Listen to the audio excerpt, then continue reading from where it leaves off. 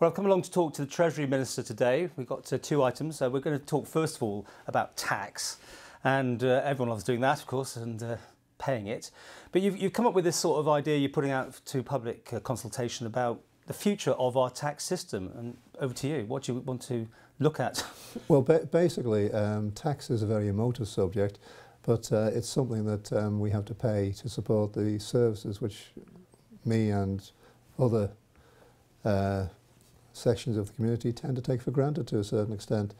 Now, the way that tax is raised hasn't been reviewed for quite a long time. We've had the corporate tax side, the 0-10 side. That's now stable, it's put to bed.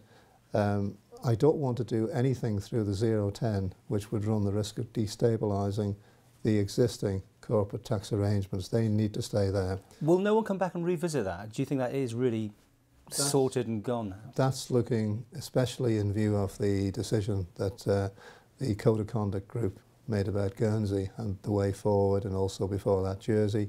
I feel now that we can move on. Nothing is set in concrete, we've got to acknowledge that. But from a personal taxation point of view, what I want to develop is something which is relatively easy to understand from the public's point of view. I don't want anything which is complicated, and of necessity, because it is complicated, it's expensive to administer.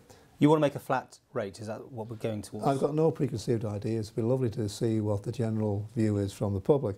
But there is an argument to say, instead of having two tax bands, the 10% and the 20%, we go straight to the 20%, but make a compensatory increase in the personal allowances, so that in effect the tax that people pay will be less, but it'll take more people out of the tax net, so there'll be less tax returns for the income tax division of Treasury to process. Sounds a bit like swings and roundabouts though, doesn't it? I mean, you get into the tax net a bit later, but once you're in, you're paying more, which may be the same as if you're paying 10 and then onto the 20%. Well, some people might say that the Lord giveth and the Lord taketh away.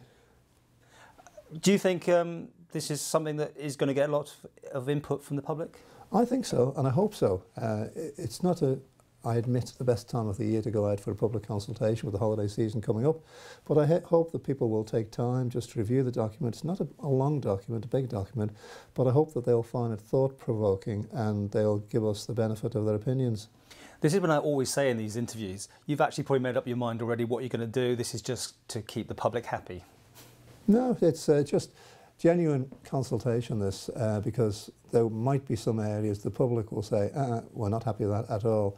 But there might be other areas which have possibly been flagged up to us already. For example, tax on off-island retailers, which they will confirm their views which have already been expressed to us.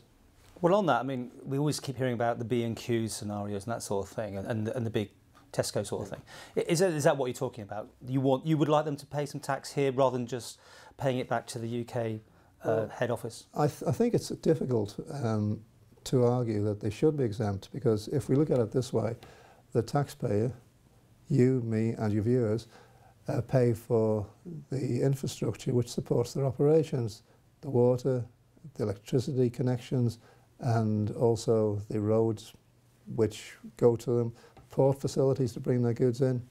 It all comes at a cost to the taxpayer, and whilst I appreciate and acknowledge that their employees do pay tax on their earnings, the business itself doesn't make any contribution. The Chief Minister would tell you many years ago when Marks & Spencer were moved into their new site, that was made a special tax area. He said very clearly that you need those sort of companies on the Isle of Man to get people to move here to some degree. I mean, you don't want to frighten them off, do you? No, you don't want to frighten them off, and that's where the comment made by a French philosopher comes into mind. Taxation is like plucking a goose. You pluck as many feathers out before the goose bites you, and you stop just before the goose bites. Have you been consulting with the Channel Islands over these proposals, and then do you think they will be interested in what you're up to? I'm sure that they'll be interested, but no, we haven't consulted with them. We are aware of what they're doing, they're aware of what we're doing. We have now a good and open dialogue with the Channel Islands, and I think that's to the benefit of us all, because there's no point in reinventing the wheel. Okay. Well, finally, when is this all going to come back and be proposed, if there are any proposals? It's the standard 4 to 6 week consultation period. So if people can come back to us within that time, that will be great. And then we'll put all the responses together, and then we'll publish what the responses have been and the reaction to the consultation document. And then we'll review it and consider our position for inclusion in the budget next year.